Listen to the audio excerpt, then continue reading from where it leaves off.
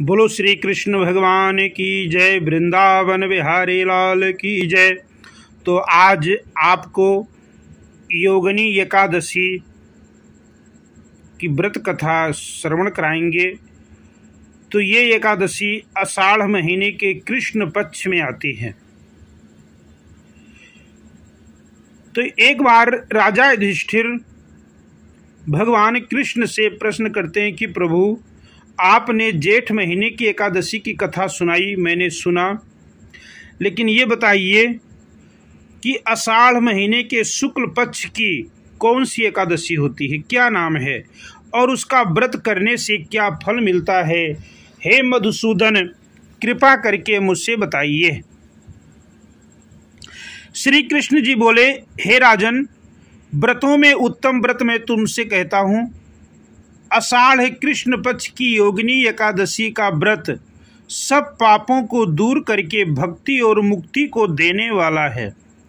पुराणों में लिखी हुई इसकी पाप नाशनी कथा को मैं वर्णन करता हूँ। अलकापुरी का राजा कुबेर, वो भगवान शिव का बहुत बड़ा भक्त था और उसका माली जिसका नाम था हेम, वो यक्ष था। उसकी स्त्री सुंदरी थी, उसका नाम विशालाक्षी था।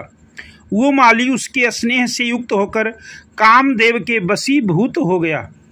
वो मानसरोवर से फूल लाकर अपनी स्त्री के प्रेम में फंसकर घर पर ही ठहर गया। फूल देने के लिए कुबेर के स्थान पर नहीं गया।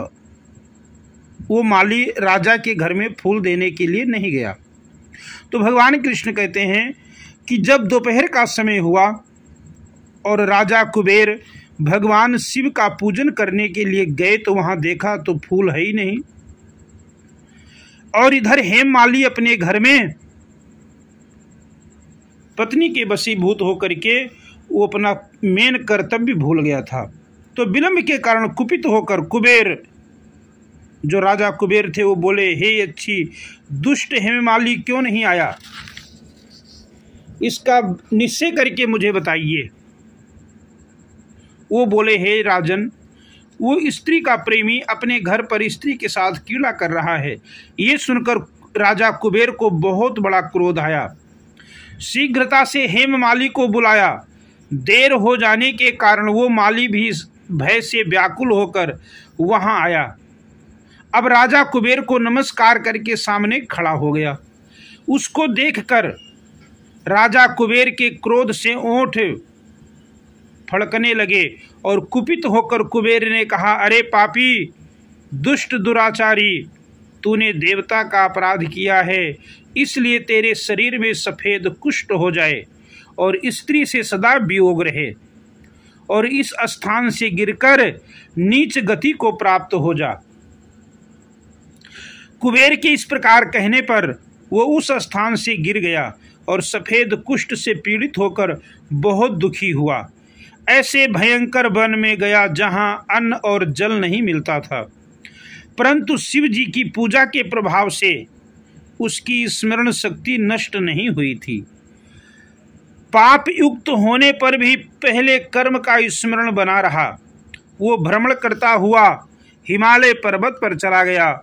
वहां पर तेजस्वी मार्कंडेय मुनीश्वर का दर्शन किया। भगवान कृष्ण कहते हैं, हे राजन, उनकी आयु ब्रह्मा जी के 7 दिन के बराबर है।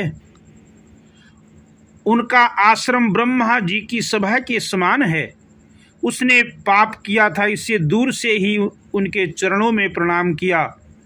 परोपकारी मार्कंडेय मुनीश्वर ने उसको कुष्ठी देखकर उसे बुलाकर कहा कि तुम्हारे ये कुष्ठ रोग कैसे हो गया।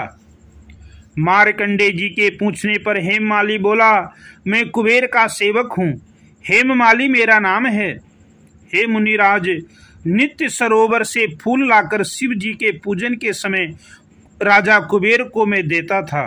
एक दिन मुझको देर हो गई क्योंकि कामदेव के वशीभूत होकर मैं घर पर रुक गया।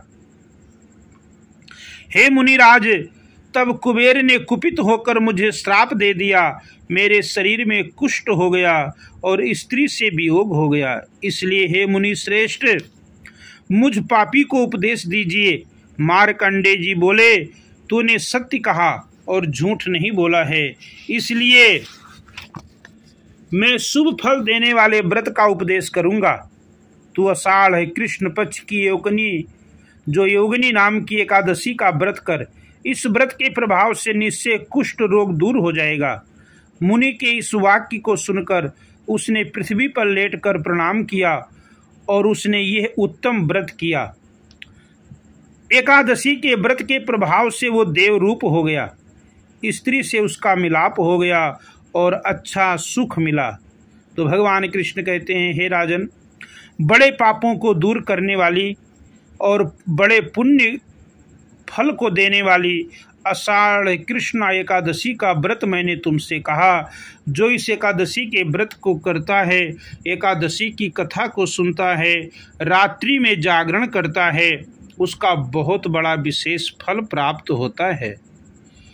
तो एकादशी का व्रत का नियम आप सभी को पता है कि अगर आप अपने लिए रख रहे हैं तो या पितरों के लिए रख रहे हैं तो बाकी नियम सब अलग हैं, एक ही हैं, बस संकल्प का ही नियम अलग होता है। अगर आप अपने लिए व्रत कर रहे हैं तो भगवान नारायण के सम्मुख पहले आप सुबह स्नान करें। दशमी के दिन चावल, मसर की दाल, बैगन, इन सभी का त्याग करना है और सुबह एकादशी के दिन सुबह उठ करके स्नान करें, तिल और गंगा जल डाल करके स्नान करें और उसके बाद में कथा सुने या कथा करें और ओम नमो भगवते वासुदेवाय, हरे राम राम राम हरे हरे, हरे कृष्ण कृष्ण कृष्ण हरे हरे, इस महामंत्र का जप करें। तो इस वीडियो को ज़्यादा से ज़्यादा शेयर कीजिए कि अन्य लोगों को भी इसका लाभ प्राप्त हो और अधिक से अधिक जानकारी पाने के लिए हमारे चैनल को सब्सक्राइब कीजिए। जय श्री राम, जय माता दी।